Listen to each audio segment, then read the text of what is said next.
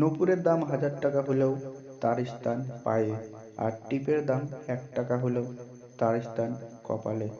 ইতিহাস সাক্ষী, লবণে কখনো পোকা ধরেনি, কিন্তু মিষ্টিতে প্রতিদিনই ধরে, আবার পিঁপড়েও ধরে। মানুষ সোজা পথে চলতে চায় না, বাঁকা পথেই আগ্রহ বেশি। তাই তো মদ বিক্রেতাকে কোথাও যেতে হয় না, কিন্তু দুধ বিক্রেতাকে বাজারের দাঁড়ে দাঁড়ে ঘুরতে হয়। আমরা সর্বদা দুধ বিক্রেতাকে বলে থাকি, দুধে জল মেশাননি তো? আর মানুষ মদে জল মিশিয়ে খায়। আজ অব্দি মানুষকে এতটুকুই চিনলাম।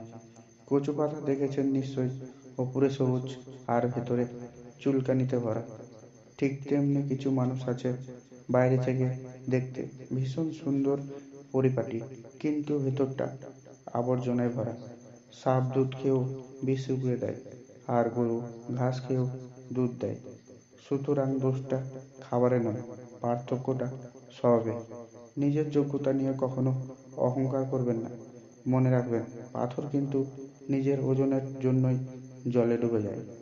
কি আজব দুনিয়া জানেন? যার চোখে ঘুম আছে তার কাছে ভালো বিছানা নেই, আর যার কাছে ভালো বিছানা আছে তার চোখে ঘুম নেই।